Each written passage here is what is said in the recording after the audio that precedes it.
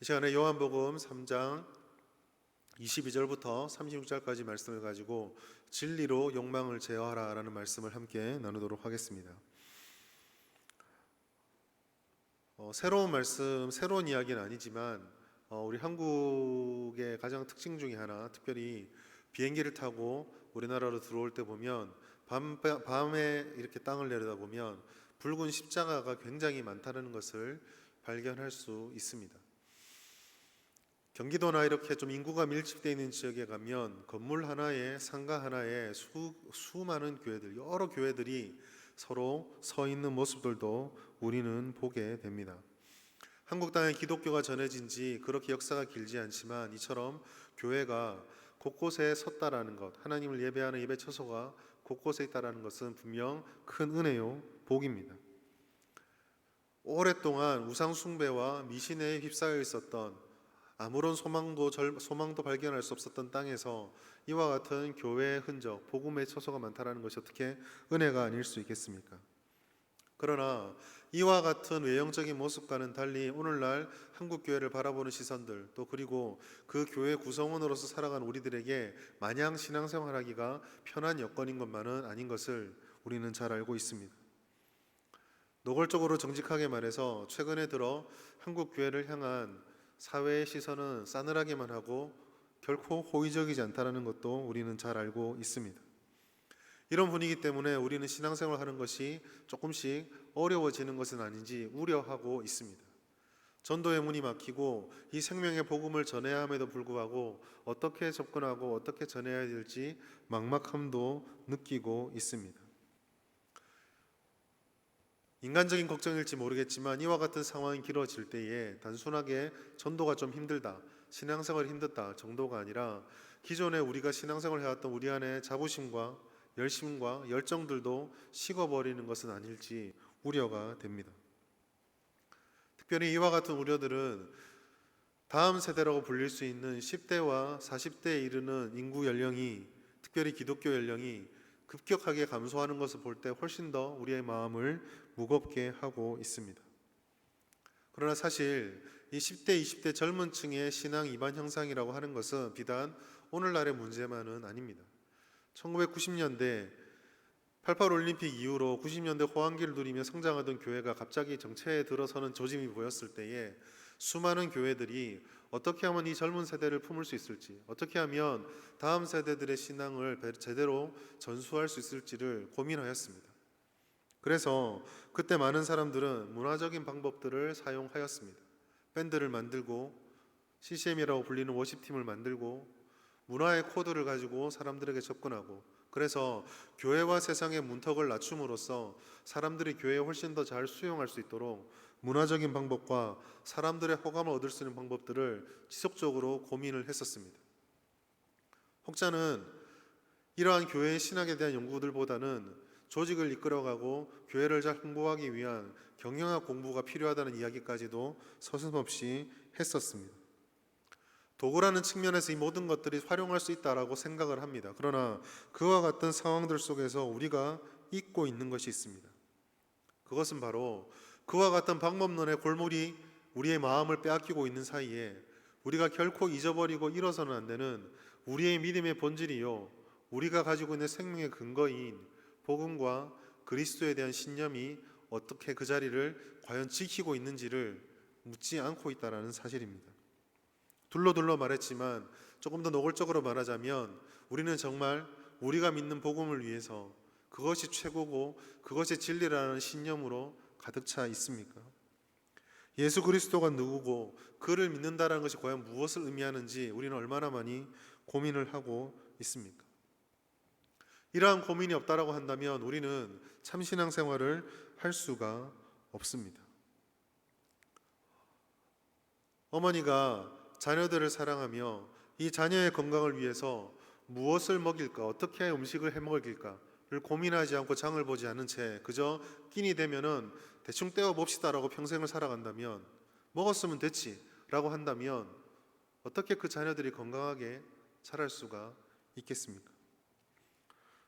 저는 이와 같은 문제의식을 가지고 오늘 본문을 통해서 두 가지를 나누고자 합니다. 첫 번째로 우리가 경계해야 될 것이 무엇인가, 두 번째로 더욱 우리가 견고히 붙잡고 우리 가운데 새롭게 해야 되는 것이 무엇인지를 함께 돌아보고자 합니다. 첫 번째로 우리가 경계해야 될 것은 그릇된 열심의 신앙을 경계해야 합니다. 오늘 본문의 말씀 우리가 읽지 않았지만 22절의 말씀은 세례 요한의 제자들과 한 유대인의 논쟁의 장면으로부터 시작이 되어집니다. 세례 요한의 제자들이 아마 예수님을 따라다니는 사람이었을 것 같습니다. 그 유대인과 변론을 하였습니다. 이 성경에서 이 유대인이 누군지에 대해서 명확하고 말하고 있지 않기 때문에 짐작으로 제자들 중에 한 사람이 아닐까, 혹은 12제자까지는 아니더라도 예수님과 지근거리에서 그를 추종하는 사람이 아니었을까라고 짐작만 할 수 있을 뿐입니다. 그러나 이들이 무엇을 가지고 이야기를 했는지는, 변론을 했는지는 우리가 쉽게 발견할 수 있습니다. 그것은 바로 유대인들이 가지고 있었던 정결의식이었습니다. 근데 잘 보시면 오늘 본문의 말씀이 정결의식, 손을 씻는 문제라든지 음식을 씻는 문제라든지 이런 정결 예식으로 계속 흘러가면 되는데 조금 어색한 방향으로 이 본문의 논쟁이 흘러가고 있는 것을 발견하게 됩니다. 요한복음 3장 26절 우리가 읽지 않았던 말씀 보면 이 논쟁의 중간에 이런 구절이 있습니다. 그들이 요한에게 가서 이르되 라삐여 선생님과 함께 요단강 저편에 있던 이 곧 선생님이 증언하시던 이가 예수 그리스도죠. 세례를 베풀매 그 세례가 문제가 있습니다가 아니라 그 다음 뭐라고 말하고 있습니까? 사람이 다 그에게로 가더이다. 정결 예법이 옳으냐 그르냐 이게 과연 합당하냐 얘기가 시작됐는데 세례 요한에 와서 이 사람들이 하는 말이 무엇입니까? 요한이요 큰일 났습니다. 우리 따라다니는 사람 다 뺏기게 생겼습니다. 그 이야기를 지금 하고 있는 것입니다. 아마도 자신들에게 세례받으러 오는 사람들이 점점 줄어가며 바로 길 건너에서 강 건너에서 똑같은 사역을 하고 있는 예수님에게 사람들이 몰려가는 것을 바라보며 아마 제자들의 심기가 불편했을 수도 있고요. 그들이 지금까지 쌓아왔던 것들이 한순간에 무너지지 않을까라는 위기감과 두려움도 있었을 것입니다. 그런데 이 제자들의 모습, 세례 요한의 제자들의 모습에서 우리는 그릇된 신앙의 여러 가지 특징들을 발견할 수 있습니다. 지금 세례 요한의 제자들이 이 예수님의 세례를 언급하는 것은 그 세례 의식에 문제가 있다거나 하나님께서 주셨던 그 율법을 온전히 담지 못해서가 아닙니다. 그들에게 세례를 받으러 왔던 사람들이 예수님에게 간다라고 하는 것은 지금까지 독보적인 선생이었던 세례 요한의 명성이 차츰 예수님에게로 옮겨가고 있다는 것이기 때문입니다. 자신들이 지금까지 명성을 받고 자신들이 지금까지 사람들의 관심을 받았으며 심지어 자신들이 지금까지 열매라고 생각했던 그 모든 사역들이 모든 것이 수포로 돌아갈 위기가 닥쳐오게 된 것이었습니다. 아마도 이 제자들은 이와 같은 세례 요한의 독특함과 특수함과 권위들을 바라보면서 세례 요한은 지금 있는 바리새인들과 서기관들과 열심당과 그런 에센파와 같은 종교 지도자들 못지않은 하나의 문파를 형성할 수 있을 것이다라고 생각했을지도 모릅니다. 당연히 그러면 그 수제자들로서 자신들도 좋은 영향력을 끼칠 수 있었겠죠. 그러나 어디서 듣도 보도 못한 한 젊은이가 나타나서 그 모든 것을 다 송두리째 흔들고 있는 것입니다. 이것은 아무리 그것이 백성들의 성도들의 연약한 마음을 가진 사람들을 위로하는 것이고 그들의 죄 문제를 해결해 주는 좋은 것일지언정 있어서는 안 되는 일이었습니다. 왜 그렇습니까? 우리께 의미 없어지기 때문입니다. 바로 이것이 세례 요한의 제자들이 가지고 있었던 잘못된 열심이고 문제였습니다. 사랑하는 성도 여러분, 신앙이라고 하는 것은 우리에게 주는 유익과 그 무엇으로도 대체할 수 없는 은혜와 복이 됩니다. 그러나 그것이 우리에게 복이 되고 은혜가 된다고 해서 우리의 욕망과 우리의 마음을 만족시키고 채우기 위한 것이 신앙생활의 핵심이 되어서는 안 됩니다. 우리가 복이라고 말하고 우리가 은혜라고 말하는 것은 엄밀하게 말해 우리의 죄를 위해 죽으셨던 예수 그리스도를 믿음으로 하나님의 백성이 되었기에 그 본질적인 생명을 얻었다라는 그 은혜로 그 사실로부터 출발되어서 그 사실 때문에 우리에게 주어지게 되는 부수적인 것에 불과합니다. 어떻게 은혜가 부수적인 것이 될 수 있을까요? 부수적이라고 하는 것은 본질을 훼손하지 않는 범위 내에서 무언가 다른 것이 있을 수 있다는 얘기죠. 그러면 예수 그리스도를 믿는 그 복이 본질이라고 한다면 은혜와 그 다음에 여러 가지 부와 건강과 같은 복들이 부수적이라 한다면 그와 같은 선상에 어떤 게 또 올 수 있을까요? 초대교회가 보여주는 것이 무엇이었습니까? 초대교회는 부유함과 편안함과 안락함이 아니라 순교와 가난과 핍박과 박해가 같이 붙어왔습니다. 우리는 이 둘을 한 선상에 놓고 보지 않지만 예수를 믿었다라고 주님 께 구원받았다라고 하는 이 복은 사실 그 밑에 이와 같은 복, 기쁨, 행복, 고난, 슬픔, 고통이 한 선에 이어지고 있습니다. 만약에 이렇게 밑에서 우리가 얻을 수 있는 부수적인 것들이 본질의 자리를 차지해버리고 가장 중요한 생명이신 그리스도를 믿고 구원받았던 사실이 뒤로 물러나게 된다면 그것은 결코 바른 신앙이 될 수 없습니다. 주객이 전도된 잘못된 신앙이 되는 것이죠. 세례 요한의 제자들, 이 제자들의 이 논쟁과 보여준 모습이 왜 잘못된 신앙일까요? 이 제자들은요 이미 예수님이 누구인지 알았습니다. 1장 26절에 뭐라고 말하고 있습니까? 선생님이 증언하시던 무슨 말입니까? 요한복음 1장 29절과 38절에서 이미 제자들에게 이 사람이야말로 우리의 죄를 짊어지고 가는 하나님 어린 양이다. 내가 메시아가 아니고 저 사람이 메시아다라고 말했던 바로 그 사람이 이 사람이라는 것을 세례 요한의 제자들이 이미 알고 있습니다. 예수는 유일하신 하나님의 아들이다라는 것, 우리 죄를 짊어지실 유일하신 분이다라는 것을 세례 요한이 알고 제자들에게 알도록 이미 말을 다 했습니다. 참신앙은 이와 같은 그리스도를 붙잡고 그로부터 오는 모든 것들을 가장 소중한 자리에 놓아야만 합니다. 그런데 이 제자들은요 그 모든 것을 다 잊어버리고 우리 것 뺏긴다, 우리 사역이 다 없어지게 생겼다, 우리의 스승님이신 세례 요한의 자리가 저 사람으로 대체되고 있다, 그럼 우리 자리도 없어진다, 우리 지금까지 뭐 한 거냐, 이 생각에 사로잡혀 있는 것입니다. 사랑하는 성도 여러분, 오늘날 교회들이 그리고 오늘날 신앙생활하는 우리들이 그 어느 때보다 많은 비난을 받고 어려움에 처해 있는 이 교회가 정말 힘쓰고 정말 고민하고 물어야 될 것은 바로 여기에 있습니다. 우리들에게 잘못된 신앙, 잘못된 열심이 혹시 우리를 사로잡고 있지는 않습니까? 사역을 하면 할수록, 신앙생활에 열심을 하면 내면 낼수록 왜 우리는 더 비난을 면치 못하고 있습니까? 그저 말세가 되어서 우리에게 고난이 다가오는 성경 말씀의 성취다라고만 생각하십니까? 그것이라면 우리가 얼마든지 감당해야 되겠죠. 한국 땅에 교회가 들어와서 세월이 흘러가면 흘러갈수록 왜 우리에게는 성숙의 모습이 더 이상 나타나지 않고 화합하지 못하고 반목과 분열도 있고 세상 사람들이 말해주는 하나님의 말씀, 세상보다 훨씬 더 탁월한 하나님의 말씀의 기준을 가지고 살아가면서도 세상의 윤리 기준에도 못 미치는 모습들이 왜 우리 가운데서 이렇게 쉽게 발견되어야만 하는 것입니까? 큰일을 하면 하나님의 영광이 드러난다고 하지만 큰일과 상관없이 왜 우리 하나님은 사람들에게 손가락질을 받는 분이 되어야만 합니까?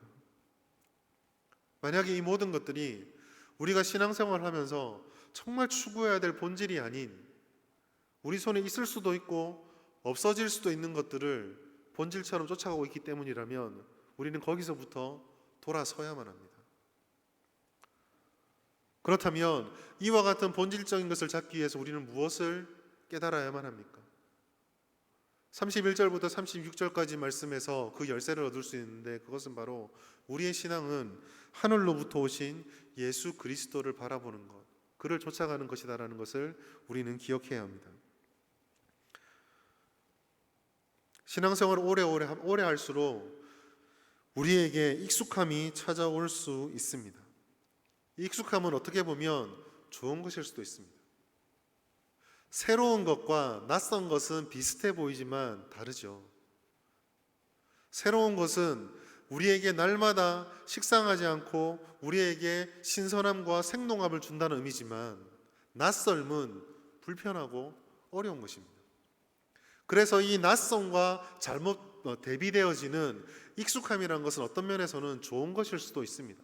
그러나 이 익숙함이 경계선을 넘어서 가버리면 타성으로 발전해 버립니다. 무슨 말입니까? 우리가 붙잡아야 될 본질과 예수 그리스도, 복음, 신앙, 믿음, 사랑, 이 모든 것들이 새로운 곳에서 우리에게 다가오는 것이 핵심이라고 한다면 그것이 항상 우리를 생명력 있게 만들어주고 기쁨에 넘치게 만들어줘야 되는데 그것이 너무 익숙해져 버린 나머지 그저 습관처럼 예배를 말하고 습관처럼 그리스도를 말하고 습관처럼 사랑을 얘기하고 습관처럼 예배를 얘기할 때에 그것은 심각해진다는 것이죠. 은혜를 말하지만 감사를 말하지만 은혜가 내 심장을 뛰게 만들지 못하고 감사가 우리 가슴 깊은 곳에서부터 쏟아지지 못한다면 그것은 식상한 상투적인 그리고 익숙한 말에 불과해지는 것입니다.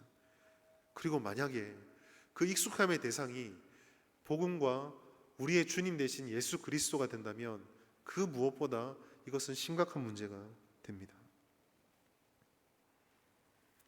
자기 욕구 실현의 열정, 그것이 위협받아서 이렇게 큰일 났다라고 말하는 제자들에게 세례 요한은 무엇이 핵심인지를 31절부터 분명히 선언하고 있습니다.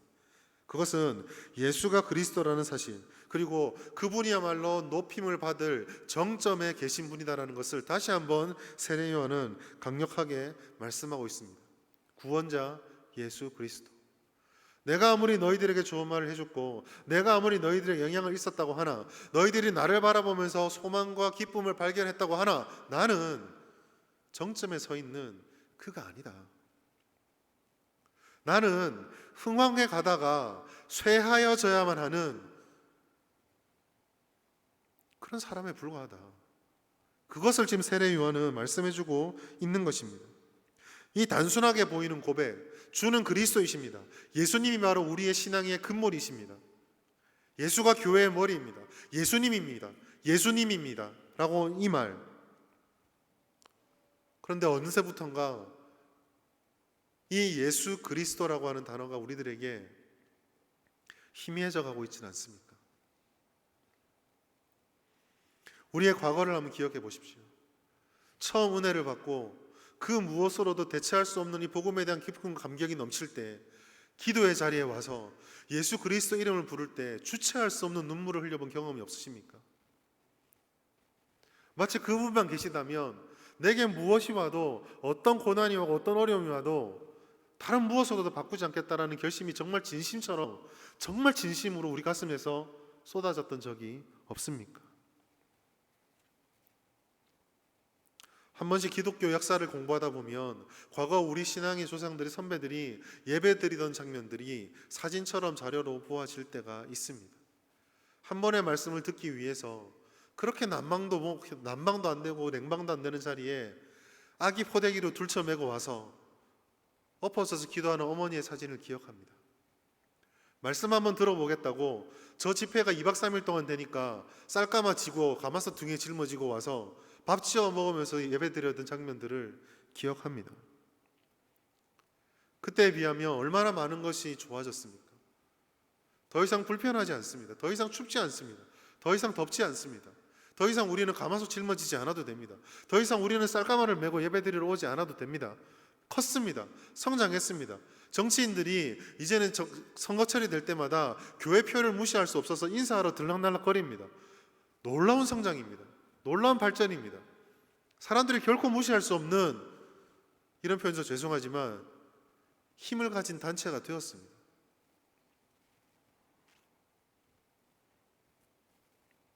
겉으로는 잘 되는 것처럼 보이지만 우리 이미 우리 마음속으로 알고 있지 않나요? 무언가 잘못되고 있구나.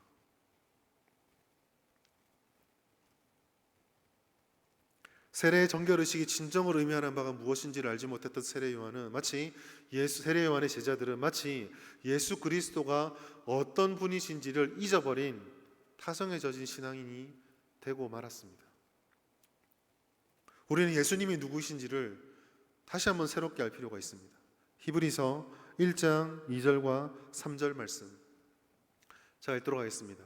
이 모든 날 마지막에는 아들을 통하여 우리에게 말씀하셨으니 이 아들을 만유의 상속자로 세우시고 또 그로 말미암아 모든 세계를 지으셨느니라. 이는 하나님의 영광의 광채시요 그 본체의 형상이시라. 그의 능력의 말씀으로 만물을 붙드시며. 아멘. 굉장히 아름답고 유리한 문장입니다. 그런데 이렇다 저렇다 말하는 것을 한마디로 쫙 표현하고 나면은요, 하나밖에 없습니다. 그것이 무엇입니까? 신앙생활요, 예수님의 제자가 되었다라는 거예요. 교회 존재 의의는요, 다 빼고요, 예수 그리스도입니다. 그리스도가 되게 하는 것, 하나님의 말씀이 되게 하는 것, 세상의 그 어떤 것과도 비교할 수 없는 분이 예수 그리스도요, 세상의 그 어떤 셈법으로도 다 잴 수 없고 비교할 수 없는 것이 예수 그리스도입니다. 아니, 그렇게 계산의 대상과 비교의 대상이 된다는 것조차도 있을 수가 없는 분이 예수 그리스도입니다.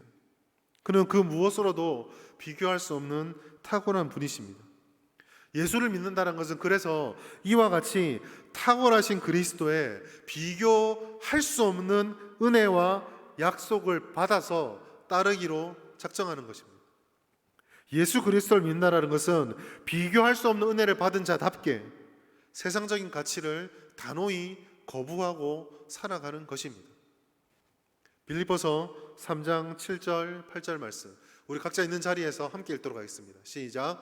그러나 무엇이든지 내게 유익하던 것을 내가 그리스도를 위하여 다 해로 여길 뿐더러 또한 모든 것을 해로 여김은 내 주 그리스도 예수를 아는 지식이 가장 고상하기 때문이라.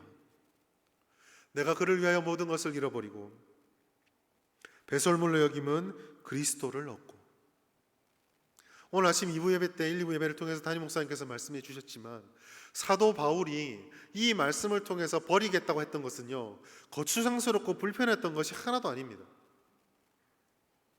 오늘날 우리식으로 표현하자면요, 사도 바울은요, 미국 시민권자의 하버드 수석 졸업자의 장래가 촉망되는 애플사에 취업이 작정되고 예정되어 있던 사람, 이 정도로 생각하면 이해가 되십니까? 그가 버린 것들은요, 이제 내가 거추장스러운 거 다 버려버리란다, 필요도 없고, 이게 아니라 모든 사람들이 하나라도 있으면 너무 좋겠다라고 하는 그거였거든요. 그런데요, 그리스도라고 하는 탁월한 빛 앞에 그것을 비추어 보니까 이 모든 것이 배설물이 되어버리는 겁니다. 뭐가요? 하버드 졸업장이요. 뭐가요? 미국 시민권이요. 뭐가요? 삼성의 특채 취업을 받았다는 합격 증서가요. 다 배설물이 되어버리는 거예요. 우리는 정말 그리스도를 그처럼 존귀하게 여기고 있습니까? 또한 우리는 예수님께서 위로부터 오셨다라는 사실을 기억할 필요가 있습니다. 예수님께서 위로부터 오셨다라는 사실은요, 그의 말씀과 그의 삶과 그의 행위와 그가 요구하는 모든 것들이, 그의 권세와 가르침의 모든 것들이 세상에 얽매이지 않고 세상에서 제대로 이해받지도 못할 수 있는 독특하고 특수한 것이다라는 사실을 우리에게 말씀해주고 있습니다. 예수님의 말씀과 가르침, 또 그의 삶은 이 세상의 것이 아닙니다. 예수님이 가지고 있던 권위는 세상의 그 무엇으로도 대신할 수 없는 주권적인 권위였습니다. 예수님께서는 그 권위를 가지고 성부 하나님의 뜻을 이루기 위해서 그 당시에 사람들이 걸어가는 길과는 길로는 도저히 이해할 수 없는 삶과 가르침을 던져주셨습니다. 문제는 무엇입니까? 그것이 하나님의 말씀이고 그것이 심지어 이스라엘 사람들이 가지고 있던 율법을 보다 명확하게 해주는 진리였음에도 불구하고 사람들이 받지 않았다라는 것입니다. 이것이 중요합니다. 세상은요, 예수님을 거부하였습니다. 그리고 세상은 지금도 여전히 거부하고 있으며 세상은 주님 오실 그날까지 계속 거부할 것입니다. 놀라운 사실은 이와 같은 예수님을 과연 누가 부인했고 누가 거부했냐라는 것입니다. 지금 이 요한복음이 기록되고 요한복음 당시에 요한복음이 기록되는 그 배경 속에 예수님을 거부한 사람들은 이방인들이 아니었습니다. 누구였습니까? 메시아를 기다리는 메시아 대명 사상을 가지고 있었던 유대인들이었습니다. 하나님의 율법을 받은 선민이라고 말했던 하나님의 백성들이었습니다. 그들은 다윗 왕의 후손을 기억하며 주님의 말씀을 날마다 묵고하고 상고하며 율법을 가르치고 율법대로 살기 위해서 600가지가 넘는 전통을 만들어서 거룩함과 정결함을 지켜보겠다라고 발버둥 치던 사람들이었습니다. 그와 같은 자부심과 신앙의 열심으로 가득 차 있던 사람들이 그들의 눈이 땅을 벗어나지 못하고 있으니까 위로부터 오는 예수님을 받아들이지도 깨닫지도 못했습니다. 요한복음 1장에서부터 이와 같은 사실은 빛으로 오신 예수님과 빛을 거부하는 어둠이라는 대비 속에 극명하게 드러나고 있습니다. 사랑하는 성도 여러분, 믿음을 가진다고 하는 것은 이 세상의 그 어떤 것으로도 비교할 수 없는 보배임이 분명합니다. 말로는 설명할 수 없는 것이고 우리가 믿음을 가지게 됐던 과정을 돌아보아도 우리가 은혜를 받았던 그 순간을 돌아보아도 말로 다 설명할 수 없다는 사실을 우리는 잘 알고 있습니다. 그런데 이처럼 좋고 이처럼 은혜가 되고 이처럼 영원한 생명이 되는 이 복음에 치명적인 약점이 있습니다. 그것은 바로 이 복음이 영적인 눈으로 보지 않으면 매력이 없다라는 겁니다. 심지어 세상의 눈으로 바라보면 이 복음이요 거추장스럽고 비합리적이고 심지어 가장 우리들이 받아들여서는 안 되는 것처럼 보이기도 한다는 것이죠. 경제학 용어를 들어서 설명하자면 기회비용이라는 것이 있습니다. 한 가지 재화를 얻기 위해서 내가 무언가를 대신 지불해야 될 때 이것을 기회비용이라고 합니다. 예를 들어 이 컵을 사기 위해서 내가 1,000원을 내게 되면 이 컵의 기회비용은 1,000원이 되는 겁니다. 보통 거래라고 하는 것은 이와 같은 물건과 물건을 교환할 때 등가가 성립됩니다. 가치가 똑같아야 교환이 이루어진다는 것이죠. 그렇게 주고받을 때 정말 좋은 거래는 무엇입니까? 내가 기회비용을 조금만 투입하고 더 큰 것을 얻게 될 때 그것이 참 좋은 것이죠. 영적인 눈으로 보면 기회비용이 이렇습니다. 복음이라고 하는 값을 매길 수 없는 것을 우리는 믿음이라는 고백 한마디로 누리고 있습니다. 말도 안 되는 거래죠. 그러나 세상의 눈으로 보면, 세상의 눈으로 기회 비용을 따지면 이 복음은 너무 가치가 없거든요. 이 보물을 얻기 위해서 내가 포기하고 버려지는 것들, 버려야 하는 것들이 훨씬 더 상식적이고 훨씬 더 이성적이고 훨씬 더 유익하고 훨씬 더 매력적으로 보인다는 것이 문제입니다. 그렇기 때문에 이 복음은 그 자체로 좋은 것이지만 사람의 노력과 의지만으로는 깨달을 수가 없습니다. 고린도전서 1장 23절 말씀입니다. 우리는 십자가에 못 박힌 그리스도를 전하니 유대인에게는 뭐라고요? 거리끼는 것이요. 이방인에게는 어떤 것이라고요? 미련한 것입니다. 복음이 거리끼는 것이 되고 미련한 것이 되는 것이죠. 자, 이처럼 복음이 이와 같이 단순해 보이지만 복잡하다고 한다면 이 복음을 온전히 따르기 위해서 우리는 어떻게 살아야 될까요? 첫 번째로 이 복음을 지키고 우리가 또 가졌던 이 복음을 익숙함에 버리지 않기 위해서는 첫 번째로 우리의 마음을 지켜야 합니다. 마음을 지킨다는 게 무슨 말일까요? 하나는 우리의 마음의 현재 상태, 즉 우리가 무엇에 지금 지배를 받고 영향을 받고 있으며 내가 이런 행동, 이런 결정을 하게 되는 내 내적 동기가 무엇인지를 주의 말씀 앞에 비추어서 정직하게 고백하는 것입니다. 우리가 가장 소중하게 여기고 우리가 신앙생활하면서 가장 중요하게 추구하는 것은 무엇입니까?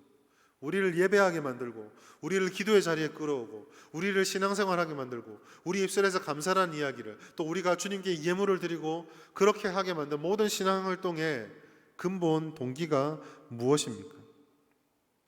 우리는 이것을 정직하게 고백하고 대면해야만 합니다. 솔직하게 내가 가장 소중하게 여기며 지금 나의 마음을 가장 흡족하게 만드는 것, 내가 간절하게 원하는 것이 무엇인지를 항상 면밀하게 살펴보아야 합니다.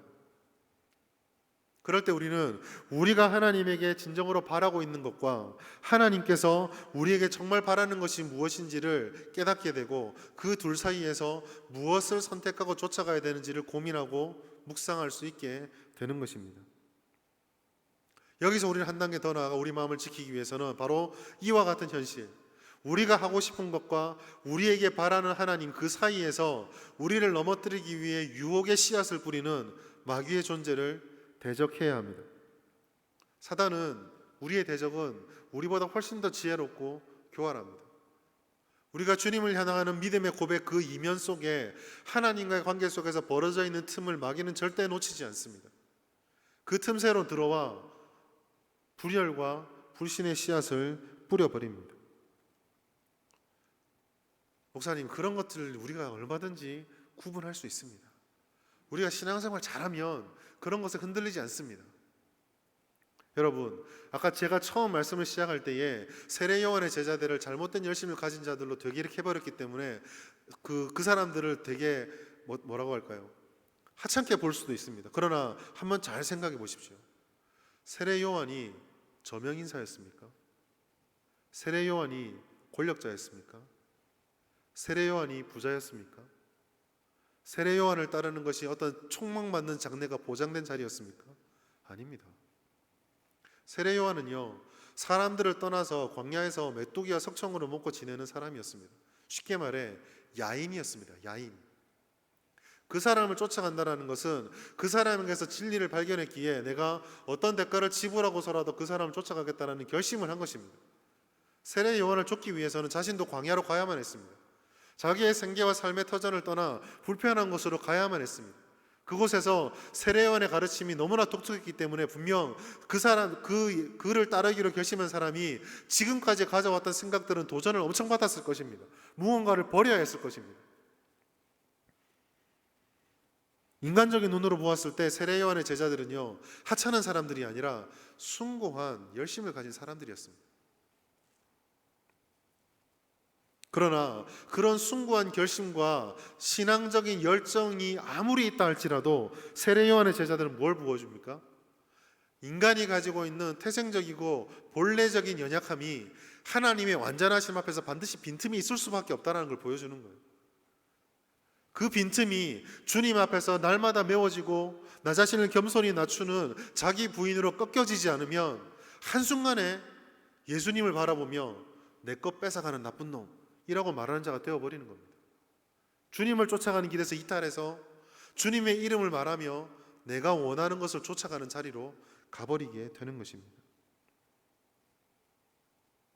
유혹에 대한 마음지킴을 하기 위해서는 우리는 저 사람과 다르다라고 행동하고 성급하게 결론을 내리기 이전에, 그리고 하나님을 따른다는, 나는 하나님을 따르기로 결심해서 내 결심은 흔들리지 않아 라고 말하는 절대적인 나의 확신을 가지기 이전에 우리가 지금 결심과 하나님을 따르고자 하는 갈망이 정직하고 순수하다 할지라도 우리의 연약함은 한순간에 넘어질 수 있다는 경계심을 가지고 주님 앞에 나가는 것입니다. 그것이 우리의 마음을 지키는 것이에요.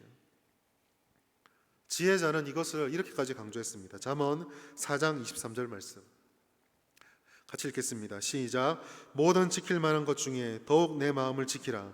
생명의 근원이 이에서 남이니라. 모든이라는 강조와 더욱이라는 강조가 들어갔습니다. 무엇을 위해서요? 내 마음을 지키기 위해서. 두 번째로, 마음을 지키는 것을 넘어서 이 마음을 온전히 지키기 위해서는 우리의 힘이 아니라 위로부터 오는 진리, 그 그리스도를 바라보고 그리스도를 깨닫게 하시는 성령으로 충만함을 입어야 합니다. 그러기 위해서 우리는 날마다 성령을 의지한 채 말씀과 기도의 자리, 우리 가운데 우리의 본성을 주님의 말씀에 비춰볼 수 있는 자리를 사모하고 그곳에 나아가기를 힘써야 합니다. 이 힘씀은 단지 내 의지적인 노력으로만 충분하진 않습니다. 위로부터 온 지혜이기 때문에 땅에 있는 우리들은 하나님께서 아무리 그것을 쉽게 설명해 준다 할지라도 온전히 다 깨닫지 못합니다.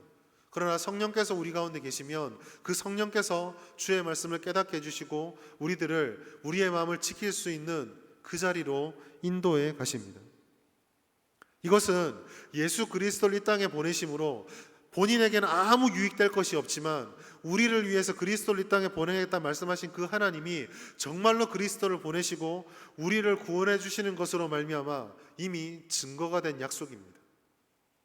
성령을 주시겠다라고 말씀하신 하나님은 우리가 그 성령을 의지하여 예배하고 말씀을 읽고 기도하는 자리에 나아갔을 때 필요한 만큼 필요한 때에 반드시 깨닫게 해 주십니다. 예수를 믿는다는 것은 그리스도와 연합됨으로 말미암아 이와 같은 약속을 날마다 우리 가운데 삶에서 누리게 되는 것입니다. 사실 이것은 순환의 과정입니다. 완벽하지 않지만 우리가 힘써서 그렇게 하기 시작하면 하나님께서 그 말씀을 깨닫게 해주시고 은혜를 받고 영적인 각성을 하게 만들어 주십니다. 그 각성은 주님의 말씀과 기도와 예배 자리를 더욱더 사모하며 우리 가운데 하나님과 전혀 어울리지 않는 본성들을 더욱더 혐오하게 만듭니다. 그러한 과정이 반복되면 반복될수록 소위 우리가 말하는 성화라고 말하는 성숙함으로 점점 나아가게 되는 것입니다. 그러나 이것은 훈련과도 같기 때문에 때로는 고통과 또 순간적인 실패와 넘어짐도 경험하게 됩니다. 바로 이 때문에 모든 사람이 처음에는 그와 같은 은혜를 사모한다 말하지만 끝까지 이 은혜의 자리를 지키지 못하는 이유입니다. 힘들고 어렵기 때문이죠. 그러나 이 길 걷기를 포기하는 것은 결코 지혜로운 방법이 아닙니다. 결코 지혜로운 방법이 아닙니다. 왜냐하면 이 길이야말로 하나님께서 우리에게 주셨던 한 사람이 한 사람답게 영원한 생명을 좇아 가장 아름다운 삶을 살아갈 수 있는 하나님이 내어주신 유일한 길이기 때문입니다. 사랑하는 성도 여러분, 마음을 지키고 말씀을 쫓아갈 때 우리의 궤도를 수정하거나 시행착오를 겪는 것을 두려워하지 마십시오. 우리가 정작 두려워하는 것은 두려워해야 되는 것은 주의 말씀을 쫓아가다가 실패해서 세상 사람들에게 부끄러움을 당하는 것에 있지 않습니다. 우리가 정말 조심하고 우리가 정말 두려워해야 되는 것은 이와 같이 세상과 비교할 수 없는 주의 말씀을 가진 자로서 세상으로부터 명확하게 구별되고 때로는 세상이 도저히 받을 수 없어서 그들로부터 어려움을 당하는 한이 있더라도 그들과 섞여서 아무 어려움이 겪지 않는 그런 상황이 되는 것, 그것을 두려워해야 합니다.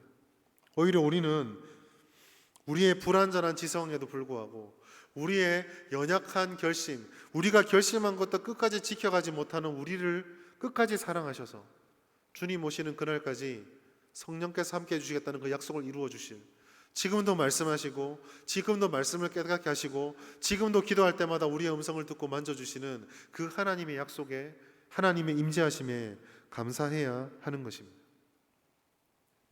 말씀을 맺도록 하겠습니다. 교회가 심각하게 세속화되어 있다는 말은 이제 그조차도 상투적으로 변해버렸습니다. 비관적인 말로 설교를 채우는 것을 별로 원하지는 않지만 혹자는 개신교 역사상 가장 타락한 시대가 오늘날이 아니냐라고 하는 말도 심심치 않게 들려옵니다. 과거에 이와 같은 어려움과 신학적 왜곡을 타파하기 위해서 우리의 믿음의 선배들은 16세기에 종교개혁을 일으켰습니다. 거창한 것이 아니었습니다. 종교개혁을 한마디로 표현하자면 말씀이 있어야 될 자리에 말씀이, 예배가 있어야 될 자리에 예배가, 기도가 있어야 될 자리에 기도가, 그리고 성도다운 성도가 있어야 될 자리에 성도다운 성도 되게 만드는 것, 그것이 종교개혁이었습니다. 우리에게 지금 개혁할 것이 있다고 한다면, 우리 가운데 잘못된 열심이 있다고 한다면 그것이 혹 세상 속에서 빛과 소금의 역할을 감당해야 될 우리들이 이토록 조롱과 모욕을 당하는 그 이유가 되고 있다고 한다면, 이유 없이 우리를 비난하고 우리를 정죄하고 우리를 고단 빠뜨리게 하는 그들이 아니라 그 원인이 우리에게서도 있다고 한다면 우리는 그 잘못된 신앙을 내려놓아야 합니다. 우리 가운데 하나님을 향한 온전한 열심과 열정을 회복하고 주의 말씀과 기도의 두 축으로 우리의 마음을 돌아보아야 합니다. 그러나 이 싸움은 이와 같이 진리로 욕망을 제어하는 것은 백전불패의 싸움이 아니라 이미 예수께서 십자가의 죽으심으로 마귀의 권세를 깨트리셔서 이미 우리가 승리한 싸움입니다. 비록 어렵고 힘든다 할지라도 우리가 우리의 마음을 주의 말씀 가운데 세우고 하나님의 말씀을 따라서 그렇게 힘들게라도 비틀거리고서라도 걸어간다면 우리는 우리의 마음을 지키고 주님께서 기뻐하시는 위로부터 오는 삶을 깨닫고 살아갈 수 있을 것입니다. 참빛이신 예수 그리스도를 따라 우리도 빛된 소명을 또 다시 한번 회복할 수 있을 것입니다. 왜냐하면 하나님께서는 그 자녀들에게 그 누구도 알 수 없는 좋은 것을 주시고 끝까지 함께 해주시는 분이시기 때문에 그렇습니다. 이 약속의 말씀을 기억하시면서 오늘도 땅을 향하고 있는 우리 눈을 들어 하늘을 바라보며 우리의 마음에 의심과 유혹과 불평과 불만의 씨앗을 뿌리는 마귀의 권세를 대적해서 하나님 앞에 은혜로 마음을 지켜가기를 결심하는 우리 모든 성도들이 되시고 또 그 은혜를 누림으로 다시 한번 이 땅 가운데 그리스도의 소금과 빛의 맛을, 향기를, 그 광명을 전하는 온전한 그리스도인이 될 수 있기를 주님의 이름으로 축원합니다.